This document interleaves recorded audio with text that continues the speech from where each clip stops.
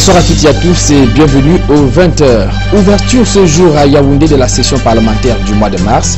Au cours de ces assises, les membres de la Chambre haute ont pris la résolution de soutenir financièrement nos forces armées au front, tandis qu'à l'Assemblée nationale, l'on se tourne encore les pouces en attendant le renouvellement du bureau. En santé, une bonne activité physique, la non-consommation d'alcool et de tabac peuvent nous garantir d'une bonne santé du rein.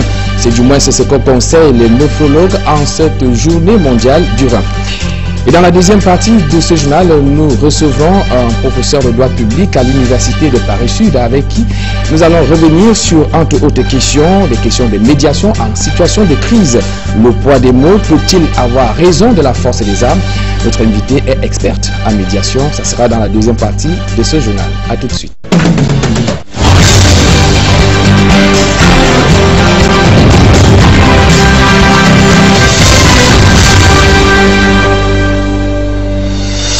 Direction Yaoundé à l'ouverture de ce journal où a eu lieu l'ouverture de la session parlementaire du côté de l'Assemblée nationale où l'Union des populations du Cameroun exige une place au sein du bureau de la Chambre basse, tandis que le SIF s'est dit préoccupé par l'insécurité dans les rangs du RDPC. L'on dit attendre les instructions de la hiérarchie en rapport avec le renouvellement du bureau.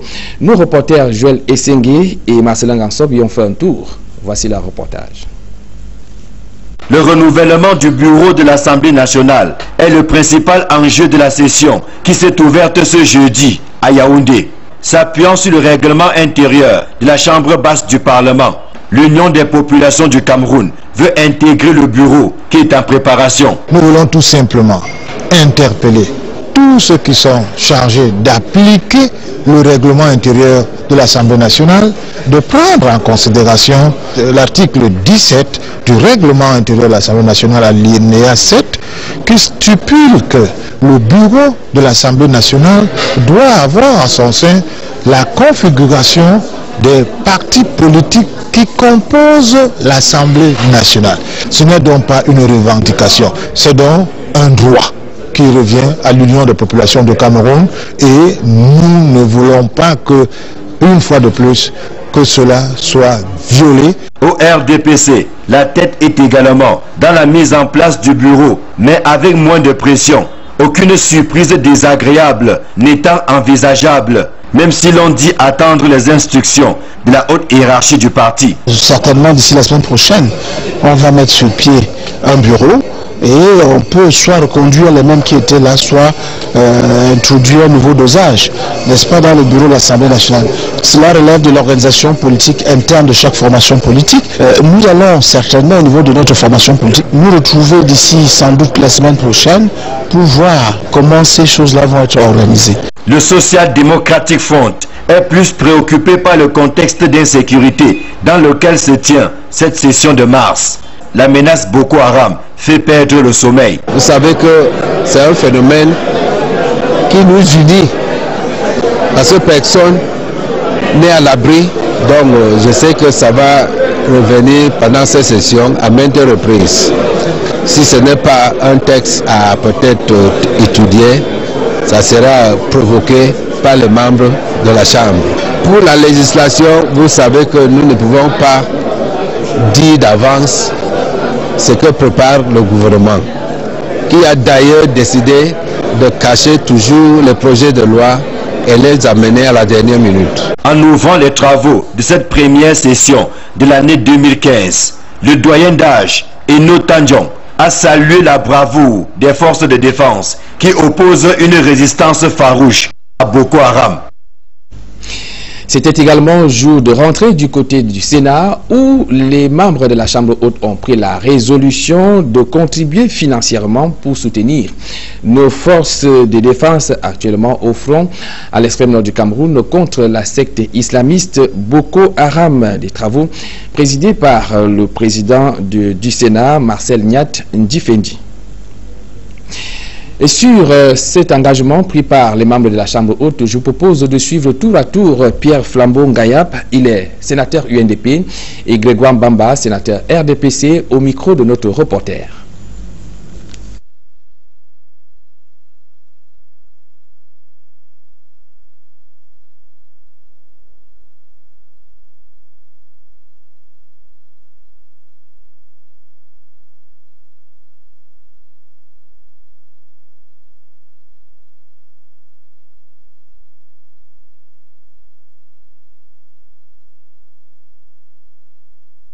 Eh bien, toutes nos excuses pour la qualité sonore de cet élément. Nous y reviendrons au cours de nos prochaines éditions.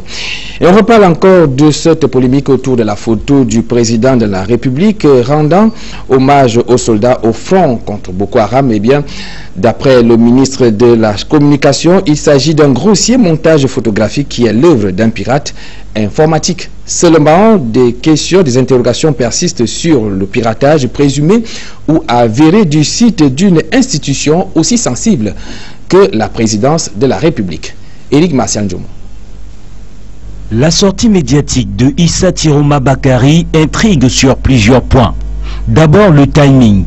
Elle intervient 3 jours après la publication de cette photo montée sur le site de la présidence de la République du Cameroun. Le ministre de la Communication veut contourner cette passivité en donnant l'impression à l'opinion publique que les médias nationaux et les réseaux sociaux n'ont relayé le scandale que mercredi 11 mars, alors que la photo a été postée sur le site le lundi 9 mars et dont a été relayée par les réseaux sociaux et les médias des publications. La deuxième curiosité, c'est le fait qu'Issa Tiroma Bakari parle de sites piratés, ce qui est possible selon les spécialistes, mais le mode opératoire suscite tout de même des doutes. Pourquoi un hacker doit entrer dans le site et dans quelques minutes, il disparaît et il laisse le site en paix? Parce que la photo qui a été photoshopée, ça peut être une erreur. Parce que même moi-même, j'ai un site internet et j'ai eu des situations où j'ai publié les photos par erreur. Le processus de retrait de cette photo sur le site de la présidence de la République laisse pantois, trop rapide selon les spécialistes. C'est très difficile parce que le temps de recouvrement, c'était trop rapide. La photo montée est publiée le lundi 9 mars et essuie de nombreuses critiques. Le mardi 10 mars, c'est l'image du chef de l'État qui est enlevée de la photo, mais les cercueils recouverts de drapeaux sont maintenus. Quelques heures plus tard, le même mardi, l'image des cercueils est aussi enlevée du site, tout comme l'ensemble des écrits autour de cette fausse information. Une image qui semble loin d'être celle des pirates. Rappelons que le site internet de l'Assemblée nationale du Cameroun, piraté en 2014, n'a toujours pas été réhabilité. Si le piratage est une pratique connue et possible, des mécanismes de protection existent tout de même, surtout pour un site aussi stratégique que celui de la présidence de la République. La sécurité ne peut pas être assurée à 100%, mais il est possible de façon proactive. Issa Tiroma Bakari semble donc loin d'avoir fait toute la lumière sur cette affaire. Ce 12 mars est journée mondiale du rein. Et en cette circonstance, les spécialistes de la santé de cet organe prescrivent 8 règles d'or pour garder son rein en bon état. On note entre autres la non-consommation d'alcool ou de tabac ou encore la pratique régulière de l'activité physique. Des précisions dans ce reportage de Jean Jonimpek et Flore Tamko-Bensi. Un bout de tube fixé sur une machine de contrôle appelée générateur de dialyse. C'est le dialyseur qui sert de rein artificiel pour des malades rénaux chroniques. Ils doivent y passer plusieurs heures, au moins 2 fois par semaine, afin que le rein artificiel filtre leur sang des déchets. Une contrainte sanitaire que des spécialistes de reins ne souhaitent à personne. Vivre dépend d'une machine, c'est très difficile. Et même quand il y a les machines pour la dialyse, il y a beaucoup de contraintes qui peuvent avoir des incidents au cours d'une séance de dialyse. Ce qui fait que le cœur s'arrête brusquement à cause de peut-être une mauvaise manipulation de machines et consorts. Sans compter que toutes les statistiques du monde montrent que les insuffisants rénaux meurent plus vite que les gens qui ont les reins sains. Pour éviter de se retrouver au stade chronique de la maladie rénale, des spécialistes de la santé invitent les uns et les autres à respecter une certaine hygiène de vie. Nous avons 8 règles d'or pour préserver la fonction rénale. Première règle d'or, il faut mener une vie saine en faisant des activités physiques. Deuxième règle d'or, il faut surveiller régulièrement sa glycémie. Troisième règle d'or, il faut surveiller régulièrement sa tension artérielle. Quatrième règle d'or, il faut manger sainement, éviter de prendre de poids, éviter l'obésité. Il faut se réhydrater correctement, boire de l'eau. L'eau est importante pour préserver les reins. Il faut éviter de fumer, éviter l'automédication, éviter de prendre les médicaments que vous achetez sans ordonnance. De cette manière, les risques d'affection peuvent être limités. Des reins atteints au premier stade aussi peuvent être sauvés. Mais à condition qu'on ait dépisté l'atteinte rénale à temps. Donc tout malade hypertendu, son médecin traitant doit toujours savoir comment se comportent ses reins. Ne serait-ce qu'en trempant une bandelette dans les urines. S'il trouve de l'albumine, il y a un problème. Les malades sidéens, par exemple, quand on leur fait le bilan de leur sida, il faut toujours faire la fonction rénale. Et même les gens qui ne sont pas malades, une personne obèse, fumeur, il faut qu'on vérifie ses reins. Le rein est un organe qui sert à produire l'urine et à éliminer les déchets qu'elle contient. Son affection crée un handicap chez l'être humain. En agriculture, la vitalité de la filière cacao-café est plombée par l'indisponibilité des plants. Il s'agit là d'un obstacle sur le long chemin de la relance de cette filière au Cameroun, comme on peut s'en rendre compte dans ce reportage de Joël Essengue et Marcelin Gansop. La filière cacao-café tourne en mode ralenti dans la région de l'Ouest Cameroun. C'est difficile de maîtriser les statistiques de production parce que multiples intervenants, multiples destinations de la production. En ce qui concerne le café arabica, il n'y a aucun problème. Nous avons les plants de café arabica disponibles. Mais en ce qui concerne les plants de robusta, comment dirais-je, les boutures racinées, il n'y en a pas. Les cabosses, il n'y en a pas. On crie tous les jours sur le toit, on n'a toujours pas de résultats. Une situation qui contraste avec la volonté gouvernementale de voir la production actuelle s'améliorer. Ce sont les objectifs fixés par le gouvernement. Il s'agit de 600 000 tonnes de cacao, 150 000 tonnes de café. En fait, tout est possible si les moyens pour y arriver sont donnés aux opérateurs, notamment aux producteurs dans les délais. Le Conseil interprofessionnel du cacao et du café voit mal comment la production envisagée d'ici 4 ans sera atteinte, alors même que les producteurs, qui constituent la principale force, sont abandonnés à eux-mêmes. Il nous faut beaucoup de plants. Vous savez, pour produire 600 000 tonnes de cacao en 2020, il aurait fallu qu'à partir de 2014, on produise de nos pépinières 50 millions de plants chaque année. Aujourd'hui, la réalité est qu'on est loin du compte, ce qui fait que si on n'accélère pas le processus, si on ne met pas des bouchées doubles pour produire plusieurs dizaines de millions de plants chaque année, on n'atteindra pas cet objectif, c'est clair. Mais tout n'est pas que sombre. En 2014, sous la houlette du CICC, beaucoup de pas ont été marqués dans le vaste champ de la relance de la filière cacao-café. Les organisations de producteurs s'organisent, et je me répète à dessein, de plus en plus, se structurent davantage pour vendre groupés et sont capables d'épargner et d'investir. Les jeunes, il y en a de plus en plus qui s'intéressent à la culture du cacao, du café. Nous encadrons 600, malheureusement pas plus. Surtout dans la filière café qui semblait dépérir, on voit les gens revenir dans le café. Des acquis à consolider, si tant est que le Cameroun ambitionne de reprendre la place qui était jadis la sienne. Disons à la suite de Marcelin Gansop que le cacao made in Cameroun est en quête de meilleure qualité pour être mieux vendu à l'extérieur. Et pour atteindre cet objectif, un comité national de cacao durable vient de voir le jour à Yaoundé. Ses membres ont d'ailleurs été installés ce jour. C'était en présence de nos reporters Emmanuel Diop et Yannick Mazoua. Cameroun, le cacao est le premier produit d'exportation après le pétrole. Il représente maintenant 25% de la valeur totale des exportations du pays. Notre cacao est très prisé de par sa qualité, de par sa couleur, de par son arôme. Il est très prisé, il est très recherché. Mais celui-ci souffre d'une quasi-absence de normes. Lorsque le cacao n'est pas normalisé, il se vend mal. Il se vend mal et il est victime de tous les consommateurs. C'est-à-dire le premier victime, c'est le cacaoculteur, le producteur. Au moment où il existe une multiplicité de normes dans les autres pays producteurs et consommateurs, il est nécessaire pour les pays producteurs d'avoir leurs normes pour ne pas être à la traînée des normes élaborées par les pays consommateurs. Ces normes vont conditionner l'accès au marché.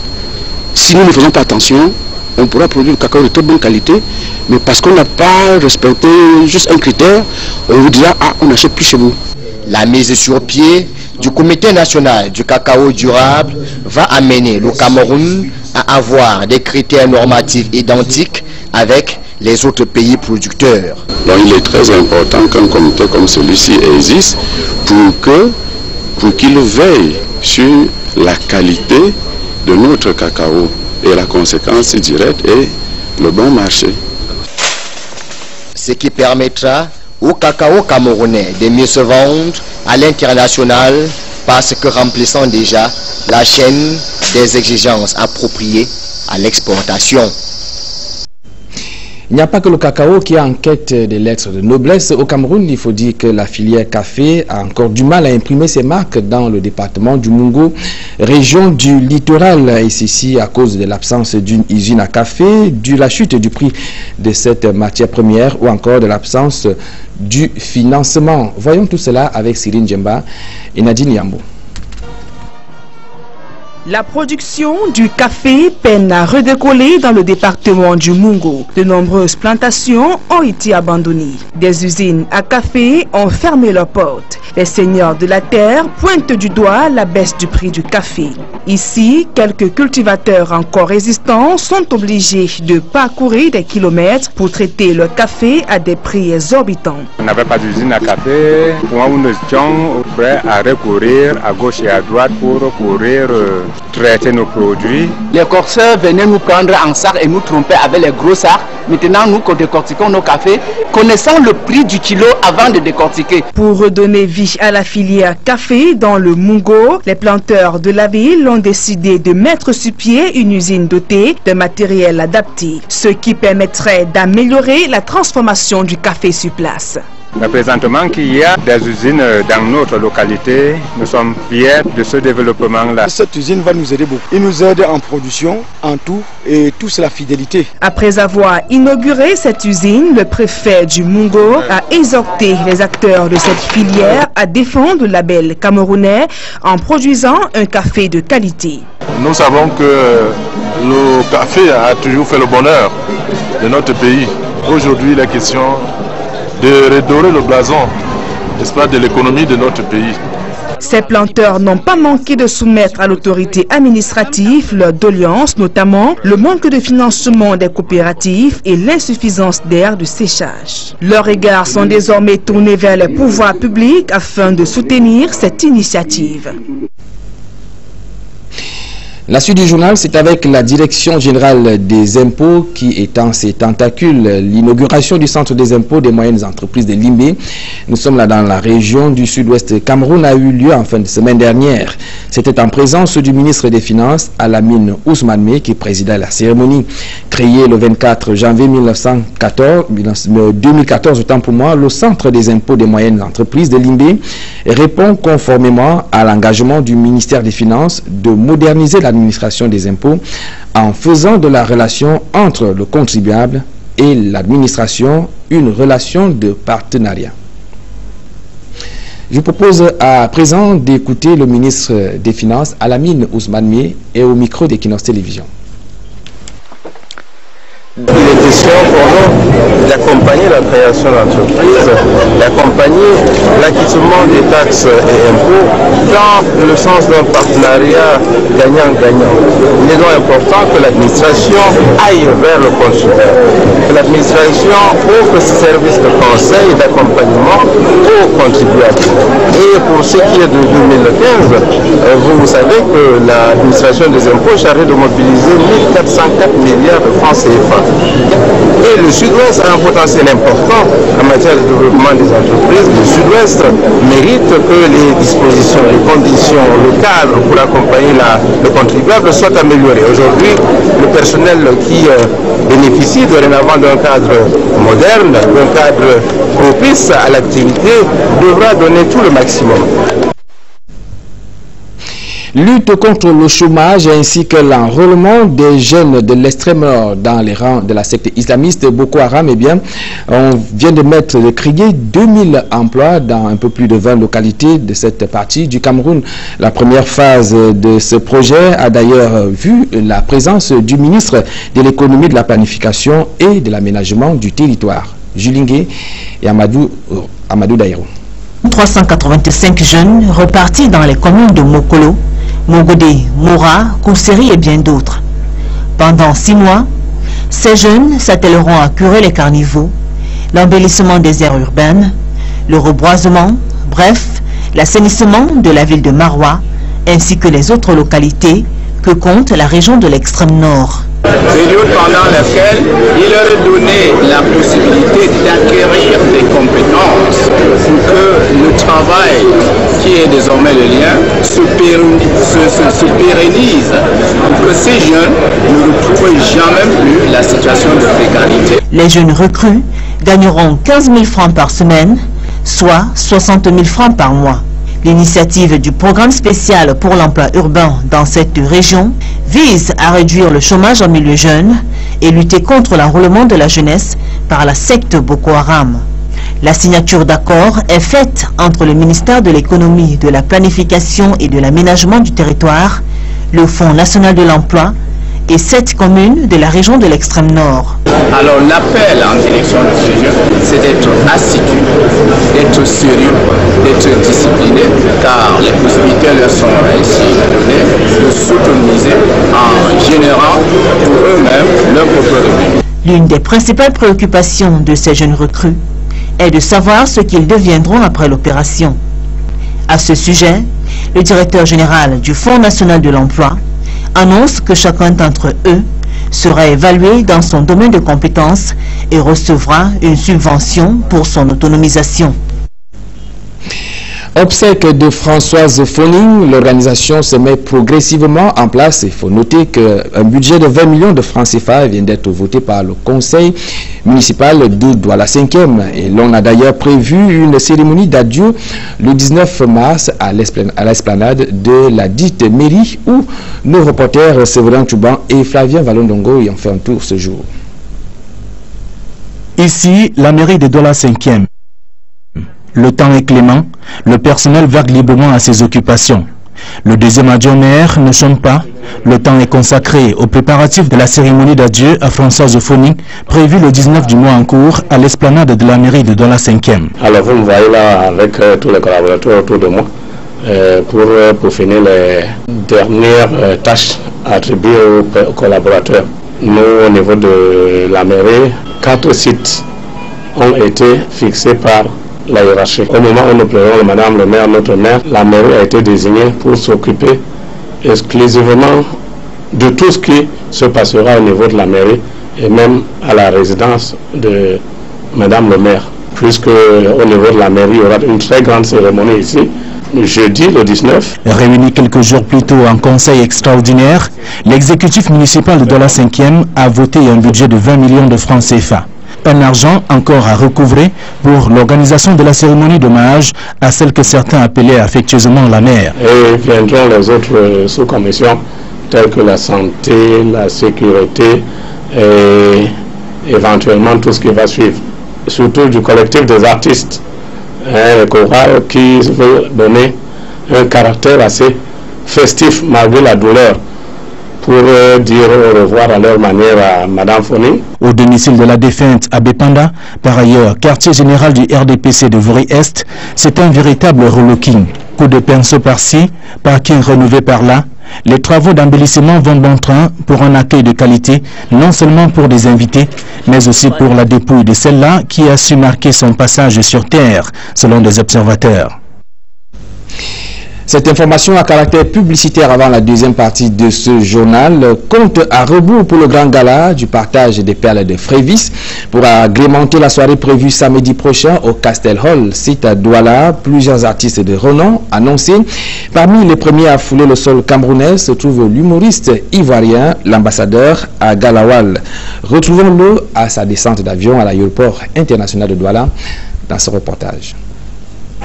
La forte délégation de la Fondation Les Perles de Frévis, commise pour accueillir les premiers artistes invités au grand gala de partage du 14 mars, avait hâte de découvrir un passager à bord de ce vol en provenance d'Abidjan en Côte d'Ivoire. Il est un peu plus de 23h30 lorsque le Boeing 737 dévoile ses premiers passagers. Et le premier à sortir, un jeune homme svelte dépassant à peine de 1,60 m. Première vanne. C'est pas le mot, mais manque quoi. Voilà. Merci. Bonjour. Merci d'être venu nombreux m'accueillir à l'aéroport comme ça. Et la population de Cameroun. Vraiment, merci beaucoup. Ok. Qu'est-ce que je peux dire même? Je ne sais même pas. Merci. Mon collègue il est là. Bia, tu es là? Tu me vois? Voilà, je viens d'arriver. Voilà. Krakobenan Kouman Iyas est un humoriste comédien ivoirien hors pair. Sur la scène, ce titulaire d'une maîtrise en anglais prend le pseudonyme d'ambassadeur à Galawal. Mon ambassadeur, il est assez particulier. Prenez ambassadeur, le A comme apôtre, M médiation, B bonheur, A Afrique, S société, S service, A accord, D diplomatique, E engagé, U union, R pour le rire. Donc c'est-à-dire ambassadeur veut dire apôtre de la médiation pour le bonheur de l'Afrique et des sociétés au service des accords diplomatiques engagés dans l'union pour le rire.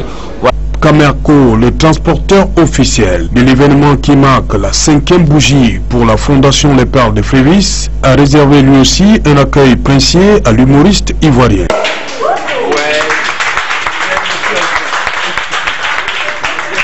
Un partenariat dont on se félicite du côté de l'Étoile du Cameroun. C'est un grand honneur parce que les galas des Perles de Frévis sont toujours des événements grandioses et prestigieux. Donc nous avons cette année conclu un partenariat qui certainement se poursuivra dans le temps.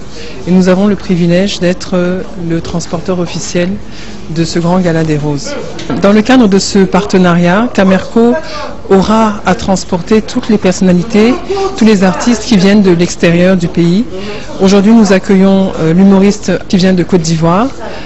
Demain, nous allons continuer à accueillir des personnalités qui viendront de Paris et d'autres pays de la sous-région. Donc c'est vraiment un honneur pour nous. Toujours au service des nécessités, la Fondation Les Perles de Frévis tient à faire de cet autre rendez-vous un succès total. Pour la 5e édition du Grand Gala des Roses, des Perles de Frévis, nous avons mis le paquet pour ne pas faire dans la dentelle. L'objectif ici est de partager, de faire vivre un moment inoubliable. Alors je suis arrivée hier de Paris où j'assurais le relais protocolaire d'une partie de l'organisation du Grand Gala des Roses des Perles de Frévis. Tout est presque prêt, la fête commence à se dessiner, les invités commencent à arriver. D'ailleurs nous sommes ce soir à l'aéroport de Douala pour accueillir à Galawal la première arrivée d'une série de nombreux artistes et invités de marque où il y aura notamment Ariel T du Gabon, Roy des États-Unis, C'est la vie et une grande surprise que nous aurons le plaisir de vous faire découvrir le 14 mars au Castel Hall. Roy Pace, arrivé quelques heures auparavant, veut faire découvrir aux invités du 14 mars l'immensité de son talent. It's summertime and the living is easy. Fish are jumping and the cotton is high. Your dad is rich and your mama's good looking. So hush, little baby, don't you cry. L'artiste américain a déjà pris la pleine mesure de l'événement. Toute action en direction de l'enfance en difficulté reçoit son adhésion. I was invited by some friends to play at the foundation of la fondation de Perles de Frévis, and I really j'aime bien ici, les gens ils sont fantastiques et je crois que la fondation c'est quelque chose qui est vraiment que je le porte dans le cœur ce qu'ils font. C'est noble et il faut qu'il y ait plus de choses comme ça dans le monde. Au lieu de juste détruire le monde, il faut le reconstruire. Et commençons avec les enfants, c'est la meilleure façon parce que l'enfant c'est notre futur. Ils sont donc déjà là, Roy Pace et l'ambassadeur à Galawal. Il suffit tout simplement de demander le programme. Avec l'ambassadeur à Galawal, on te dira que dans tous les cas, il y a deux cas. Ou bien tu es femme, ou bien tu es garçon. Si tu es femme, tu es sauvé. Garçon va payer maison, tu as donné un cadeau dedans. Mais si tu es garçon, là aussi il y a deux cas. Ou bien tu es militaire, ou bien tu es civil. Bon bref, on te dira aussi que le président et le prisonnier, les deux ils sont même chose. Parce que quand le président passe, il y a gyrophare, il y a moutarde et puis il y a cortège. Quand on voit les prisonniers, c'est la même chose. Il y a gyrophare, il y a moutarde et puis il y a cortège. Rendez-vous est pris pour samedi 14 mars 2015 au Castel Hall de Douala. Et ce sera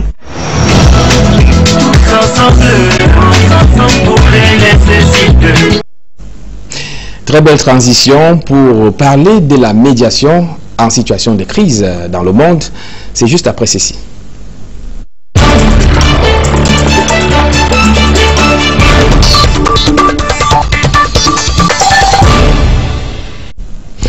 Eh bien, face aux nombreux conflits que l'on note de par le monde, dans la plupart des conflits armés, la médiation se présente comme une alternative. Pour en parler, nous recevons le professeur de droit public à l'Université de Paris-Sud, Michel Guillaume Ofnoun. Bonsoir. Bonsoir, et Étienne Pascal Azégué. Merci d'avoir répondu à cette invitation. Alors, vous êtes experte en médiation. Alors, le concept de médiation, est-ce qu'on peut avoir une idée de son évolution dans le temps? Est-ce qu'il est toujours le même depuis la nuit des temps jusqu'à ce jour? Non. Merci de me donner l'occasion d'en parler parce que nous ressentons pour beaucoup l'urgence de la médiation. Je parle de la médiation contemporaine, celle qui a surgi des sociétés civiles dans la fin des années 1970 et dans les années 1980. Alors il ne s'agit pas du tout de la médiation telle qu'elle figurait dans le texte de la Convention de La Haye, où on voit qu'elle est tout à fait